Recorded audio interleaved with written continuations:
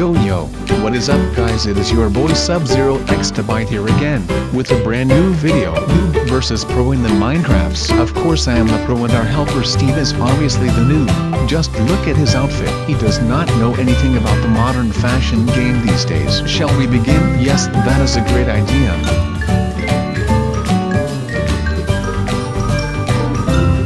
Let's begin. So today we are going to do 3 challenges. Firstly, me and MR Noob are going to build the best house we can, and see who is better at building the houses in the Minecrafts. I hope I can get some support from all of you at home that are watching this video right now. Wait, how do I know you are watching this video? Am I the Illuminati? Am I the Matrix? Or am I just one of the best wizards this world holds? If I am truly a wizard, I can build a house that consists of some great block variety. The first step to building a dang house is getting rid of all the poopy blocks that you are currently holding. You are not going to need poopy blocks, because would you want to live in a poopy house? Yes? No, of course you would not want to live in poop. If you have done that, you are going to want to take the blocks that you think look really good and would want to live inside. I strongly suggest you build with them processes wood blocks. They look pretty damn good if I do say so myself. The next step is choosing the right door. If you don't want a door, you are not a good builder. Make a great wall for your new home, not a wall that our big friend in America is going to build for the Mexicanos. We also don't want to have strangers in our house, but it should look good. If you destroy the pillar blocks, your outer wall will look better than ever before. Not like Miley Cyrus. She looked good before, but now look at her. She obviously does not know that you have to take down pillars to look good. If you truly want to look good, you have to build windows. Now we want our little house to look good, don't we? If we want that, we accomplish that with building some holes to put our windows in. When you are done with putting windows in your home and done with laying a floor, you want to go outside and make the base of your roof. You don't want this to be made of wood. Wood does not look good. Wood not looking good is a rhyme. Maybe I should consider being a rapper. If you have done that, you should whip out some stone that you gathered with your pickaxe and have cooked in your furnace. Then you make stone blocks out of them. They look so much better than regular stone. They have that extra curve in them which looks pretty darn good even if they are just some stones. We are now making the roof. If you successfully have replaced the beginning roof with stones, your house should not leak. Stones prevent your roof from leaking. Is that not obvious? Yes, do I think that is obvious? Now we are going to throw some furniture in our new MTV crib. You want to whip out that furnace,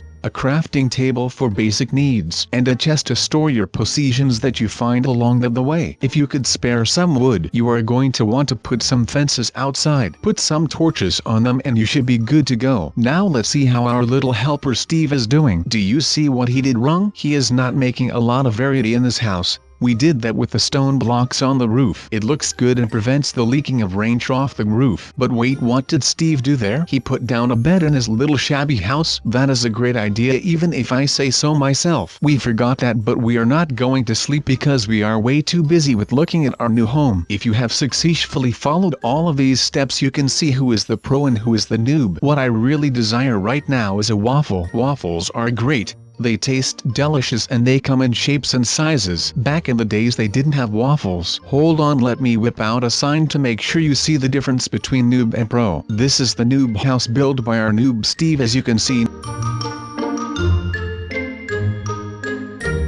Now this is a bit more advanced, because this is the pro house. Now part 3 comes in place. We are going to see who is better at making a door made out of redstone, and redstone in general. Redstone is red. You want to know what else is red? M&M's, strawberries, watermelons, a nice red apple. I could really go for a juicy apple right now, but that is not the purpose of this video. The purpose is to teach you guys the difference between noob and pro. Now if we are going to take some TNT right now, some pressure plates and some sticky pistons. Pistons are sticky because they are made out of slime. Do you have a clue how slimes are sticky? Me neither, mate. Now let's just look for a good spot to build our little design that is going to blow Steve his mind. I think this place should do. It has all our basic needs to build. Let's dig a tunnel so we have some space to walk around and have some place to build our hefty divide. If we do this just right, we are the pros and not Steve. Now this is a story about how my life got turned upside down.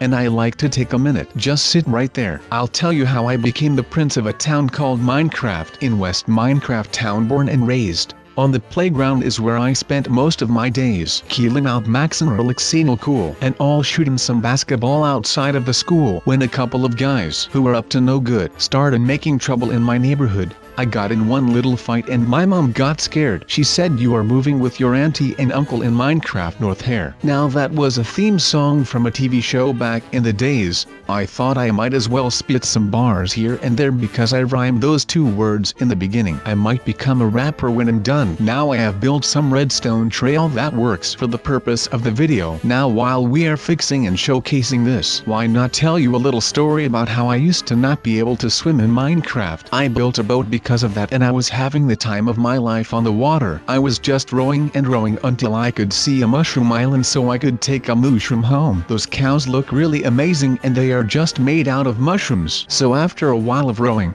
I could see an island with many colors. That was the mushroom island. When I got there I stashed my boat in a safe place so I could look for a mushroom that I was going to adopt that day. I found Betsy.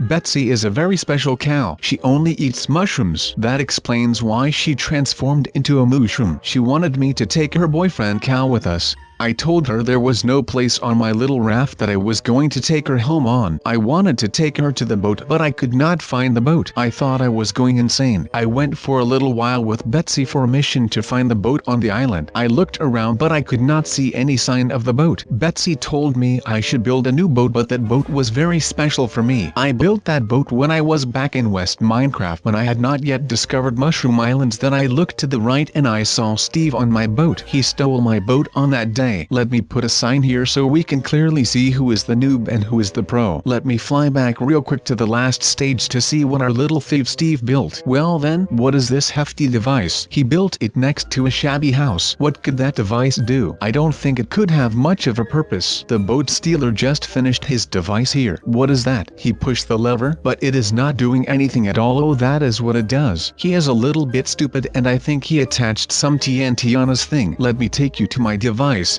Let me tell you this, it is a wicked door that can be opened from a couple of blocks away. If I pull the lever it should open the secret door. Go on, Steve the thief. You can pull the lever over there so I can show you what is inside this so-called secret door that is over there. Go on, pull the switch. Now let's go inside. Let's go inside so I can show you what is inside. Looks like the skeleton spawned in here because I forgot to hang some torches on the side of the wall. He looks friendly so that is not a problem. Okay, so if we just pull the lever we should trap Steve. It is payback for what he did to me back in the days. Now the final stage is fighting. Steve has never been in a fight before. I gave him some leather armor and gave him a wooden sword. Now if we just spawn some slimes he should be able to handle those. He maybe could learn from the slimes and next time build a door that opens as well instead of an exploding house. I don't think Steve has ever been in a fight before. He fights a bit like a girl. He does not really know what to do. But I mean, hey, he is not all bad. He has not died yet. Of course they are only slimes though, but still, it is not all too easy to defeat slimes with a wooden sword and a poopy armor made out of leather. Maybe it is made out of Betsy. Hey, I do not think I have told you the ending of that story yet. Where were we? Oh, that's right. I saw Steve leaving with my handmade boat, and as you know I could in the matter of fact not swim. But that is when me and Betsy saw her boyfriend cow. His name was Peter the Mushroom. He was living a pretty happy life on the island, but he wanted to marry Betsy. I explained the situation to Peter, and he was happy to help. I could not swim yet, but Peter offered me to hop on his back because apparently he knew how to swim. He told us that because he ate so many mushrooms he turned into a mushroom and he cannot sink because the mushrooms are very light. I then hopped on his back and Betsy followed. She was made out of mushrooms as well, so it was an easy job. We had to swim a while though because the island was pretty far from my house. Sadly Peter could not fulfill the length of the sea, and he was struggling after half a mile. He eventually gave up after a quarter more. Betsy was still behind us and she said that she could see land already. I hopped on Betsy her back and from that point on we could not see Peter anymore. Peter drowned. It was a very sad moment for both of us. We talked about it during the swim to the shore. Betsy said she saw a shabby house. We walked there to maybe get some help. The house was shabby, a bit like Steve built at the beginning of the video. No one was home so we waited a while. Then we saw someone on a raft. The raft looked like the one I built. It was Steve the thief and he admitted he stole the boat. We became kind of friends, but he was never good at anything. Hands down why he became the noob in this series. When we tied Betsy to a fence we went looking for Peter. but there was no sign of Peter the Mushroom. We eventually gave up and went back to his shabby house. When we got there, Betsy was gone as well. We went searching for her as well. We went south and found a canyon near a mountain where we were going to look for her, because from that mountain you could see the island where Betsy and Peter lived. We saw some mushrooms, but there was no sign of neither of them. We gave up and called it a day. When we were at home, we talked a bit about life and stuff. We just talked all night and made a plan about how we were going to enter the canyon. We would dig a hole in the side and just peek a bit now and then. We were there and we found some diamonds that we made this sword with that I am fighting with right now. We went hungry for some more diamonds or some other good ores. When we found some more, we decided it would be smarter to go home. When we were on the way home, we found a spot with a lot of cows and sheep. That is when I saw a wild mushroom in the herd. We walked over there and it was Betsy.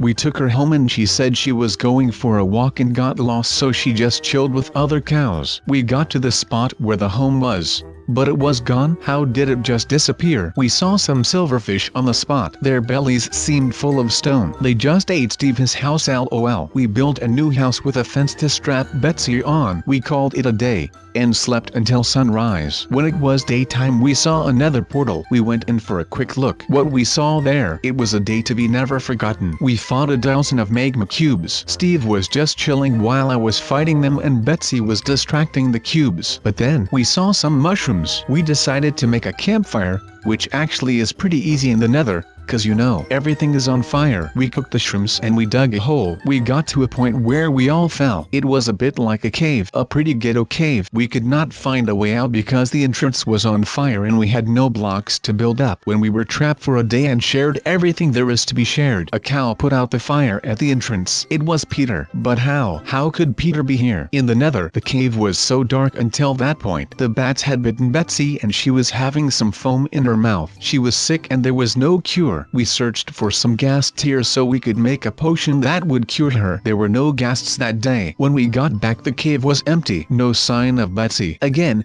we all assumed she just went for a walk again or something like that. We searched and searched, but we could not find a Betsy. When we went to search the Nether portal to return to the normal world, our tools broke. We had to fight everything with our bare hands. There was nothing to fight, but we did see a couple pigmen that were standing around a strange object. We went in for a closer look. It was Betsy. Peter was hoping it was just another cow, but he could not hold his anger. He hit one of the pigmen. That was not a smart move. The pigmen started to attack us when we were at a low. No tools to fight with, no stamina left to fight them, but it had to be done. We fought until there was no pigmen left in the Nether. It took us days. We returned to the portal and went back to our house. It was night though. We decided to set up camp. Some zombies attacked us. Some skeletons. No big deal. But then a wave of creepers came closer. We quickly crafted some bows and decided to fight them instead of running. We killed a couple, but they came closer. That is when some strange noises came closer. It was a herd of zombies.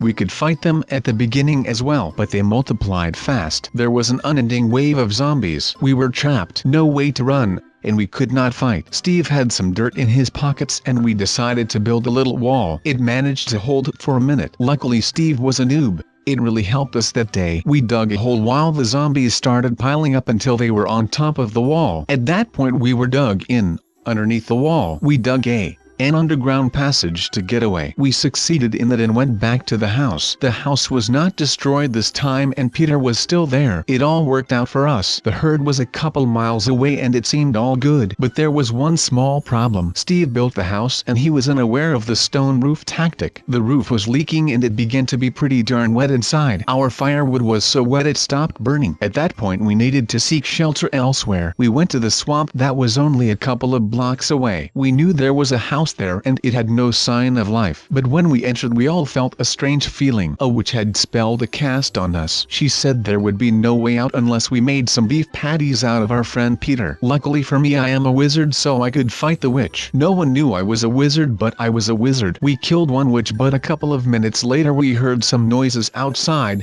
That was when a couple of witches ganged up on us. Peter was still not been cooked and Steve was still a noob and was still not doing poop. That is the moment we all died. It has been your boy Zero Sub X to Byte. Don't forget to like and subscribe. I'm out.